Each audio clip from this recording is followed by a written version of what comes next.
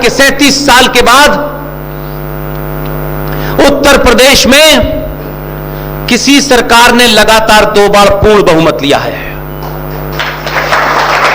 इसलिए आजकल ये छोटे भाई का पजामा, बड़े भाई का कुर्ता, इनकी बेचैनी का कारण कुछ और है। इसलिए मांगने से, मैं फिर कहता हूं, मांगने से कुछ नहीं मिलता है। इसलिए बहुत सारी चीजों पे, क्योंकि ये उत्तर प्रदेश में जो दोबारा से आए हैं, उसके बाद ये मेरा पहला भाषण है।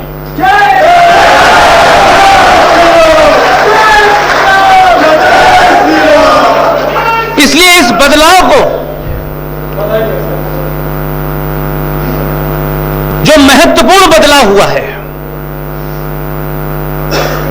आपने अब प्याज के दाम और पेट्रोल की कीमत पर 2 रुपए किलो चावल, 1 महीने की बिजली के बिल पे वोट देना बंद कर दिया है।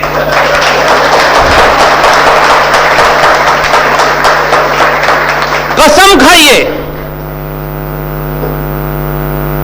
कि आप सरकार देश चलाने के लिए नहीं चुन रहे हैं। देश तो तब भी चल रहा था जब देवी गौड़ा थे। देश तो तब भी चल रहा था जब भारत का विदेश मंत्री,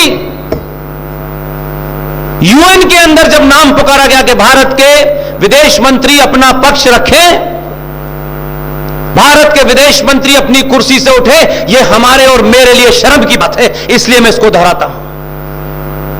हम सब के मुंह पर यह एक तमाचा है कि 95 करोड़ हिंदू इस देश में ढंग का नेता नहीं चुन पाते।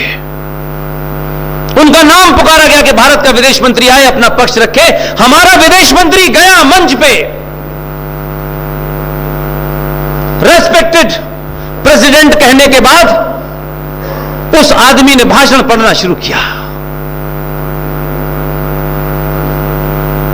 10 मिनट के बाद विदेश मंत्रालय का सेक्रेटरी भागा गया और उन्होंने कहा, माय लॉर्ड, इस वाले को नहीं, इसको पढ़ना है, ये पुर्तगाल का भाषण है। ये हंसने की बात नहीं है। ये इस बात पे मुझे शर्म आती है कि 90 करोड़ लोगों में से हम किन बौनों को चुनते हैं। ये उसकी बेइज्जती नहीं है, ये भारत राष्ट्र की बेइज्जती है। चुनते तो आप तब भी थे, तब भी आपके मूल में मैं, मेरी जाति, मेरा इलाका, मेरा भाई, मेरी बहन, मेरा चाचा, मेरा ताऊ, यही था। भारतीय राजनीति के केंद्र में कभी सनातनी हिंदू था ही नहीं। यह पहला बदलाव है। कहा जा रहा है कि 37 साल के बाद उत्तर प्रदेश में किसी सरकार ने लगातार 2 बार पूर्ण बहुमत लिया है। इसलिए आज यह आत्ममंथन करना चाहिए कि हम बेटी के लिए लड़का देखें, बेटी के लिए दूल्हा देखें। जितनी हम उसमें कमियां और अच्छाइयां निकाल सकते हैं, जितना समय उस पर बिताते हैं, सरकार के चुनने से पहले भी इसी बात का ध्यान रखें।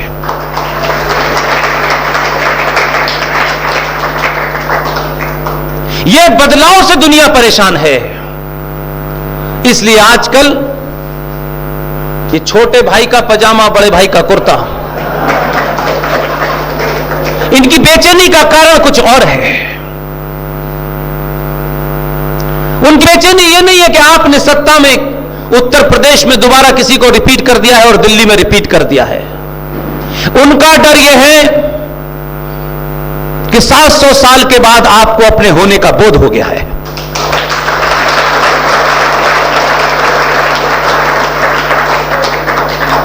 और आप सरकार चुनते वक्त बहुत अपोलोजिस्टिक नहीं है।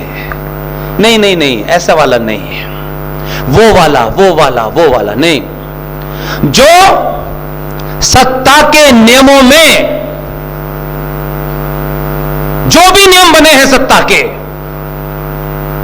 नियमों को काट करके सत्ता पे काबिज हो सकता है, चाहे वो 2002 के दंगों का हीरो ही हो, वही हमने करना शुरू किया। इसलिए हमारे समाज में अभी भी बहुत सारे लोग हैं, नहीं नहीं नहीं नहीं, ये नहीं, देखिए ऐसा नहीं, लोग क्या सोचेंगे। लोग वही सोचते हैं जो आप चाहते हैं। इसलिए आपने बड़े लंबे समय के बाद अपने हीरो की तस्वीर बदली है। आपने इस कुंठा से बाहर निकल गए कि समाज हमारे बारे में क्या कहेगा। यह समाज आपसे उस वक्त नहीं पूछने आया था जब 2 दिसंबर 1989 को जम्मू कश्मीर के एक इस्लामिक जिहादी को शपथ लेकर के भारत का पहला मुसलमान गृह मंत्री बनाया था। तब आपने सवाल नहीं पूछा, वो कभी अपोलोजिस्टिक नहीं हुआ। उसको पहला मौका मिला, एक चांस मिला 4-6 महीने का, वो अपना काम करके चला गया। आपको कितने साल चाहिए? अगर ईमानदार हैं तो एक एक दिन में हर वो बहुत सारे कामों की लिस्ट है जो इस राष्ट्र को, इस सनातन को बचा सकती है। आपको 50 साल नहीं देने हैं हमको। जो 50 साल की बात करें उनसे कहिए ना, ये बेईमानी नहीं होगी। दुनिया हमारे ऊपर बहुत समय से हंस रही है। हमें दुनिया से सर्टिफिकेट नहीं लेना। हम किसी के सर्टिफिकेट के मोहताज नहीं है भाई, कि हमारी वो तारीफ करेगा तो वो बहुत बड़े हो जाएंगे। हम जिनको हो वो चले जाएं। आपने कुछ लोगों में पहली, यानी ये मैं मानता हूं 600-700 साल के बाद पहली बार आपका रिएक्शन है, और उस रिएक्शन में आपको ये होया कि हम हैं कौन यार, हम क्यों पिट रहे हैं, हम लुट क्यों रहे हैं, हमारी माओ बहनों के साथ चौराहे चौराहे पे उनकी इज्जत क्यों छाली जाती है। 2 दिसंबर को मुफ्ती मोहम्मद सईद ने शपथ ली, 8 दिसंबर को उसने अपनी बेटी को किडनैप कराया, 1 हफ्ते बाद छुड़वाया, और 2 दिसंबर 1989 से 19 जनवरी 1990, मात्र 40 से 50 दिन के अंदर दुनिया का सत्ता और व्यवस्था की देखरेख में सबसे बड़ा मैसेकर, सबसे बड़ा कत्लेआम कश्मीरी हिंदू पंडितों का हुआ। ना औरंगजेब था, ना बाबर था, इसी संविधान की शपथ लेने वाले गृह मंत्री ने किया। वो गवर्नर साहब उस वक्त के महान आदमी थे। इस जीवन में उनसे कई बार मिलने का मौका मिला, उनके अंतिम समय भी मिलकर आया मैं। लेफ्टिनेंट गवर्नर की सारी ताकत गृह मंत्री के हाथ में होती है, उसे कुछ काम नहीं करने दिया। बदकिस्मती देखिए, जिसके बाप ने सीधे तौर पर कश्मीरी हिंदू पंडितों के नरसंहार में रोल प्ले किया, उसकी बेटी मुख्यमंत्री बन गई।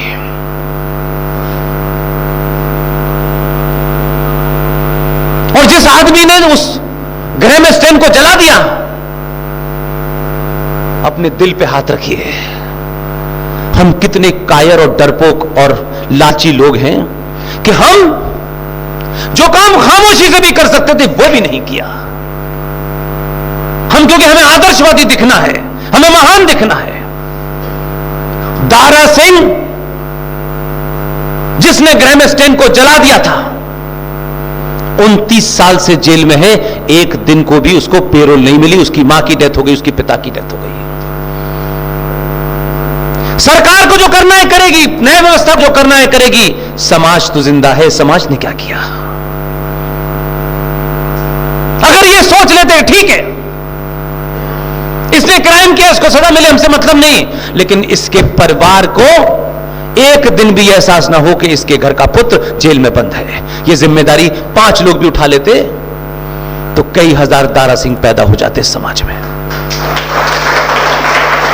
आपके लिए जो लड़ भी रहा है, जो मर भी रहा है, आप चाहते हैं कि हमारी घुटनों के नीचे खड़े होकर के हमसे कहे कि हमारी मदद कर दो, तब हम करेंगे।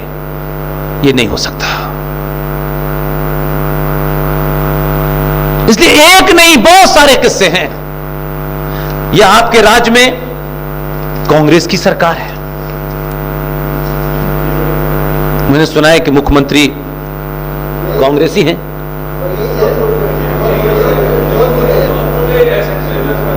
यही से बोला। तब तो आपको दोबारा से मुबारकबाद, क्योंकि इसी राज्य में एक बार मुझे बुलाया गया तो मुझे दिल्ली चिट्ठी पहुंची कि वहां की सरकार चाहती है कि आपके आने से कानून व्यवस्था बिगड़ जाएगी, आप नहीं आएंगे तो अच्छा होगा, नहीं हमें गिरफ्तार करना होगा। लेकिन क्या बदलाव है कि उनको भी पता है कि उत्तर प्रदेश में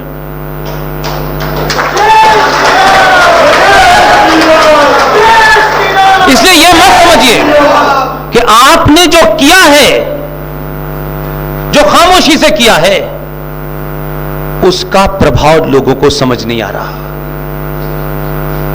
इसलिए 2014 के बारे में बहुत बात होती है हमारे यहां। वो महत्वपूर्ण घटना नहीं है भारतीय राजनीतिक इतिहास में, सनातन की पूरे इतिहास में यह सबसे बड़ी घटना है कि जो समाज 2 रुपए किलो चावल और 1 महीने के बिजली के बिल पे बिक रहा था, उसने 2014 के योद्धा को कम सीटें पड़ने के कारण 270 या 75 सीटें थी, उसी समाज ने उसे दोबारा चुना और 303 सीटें देके चुना।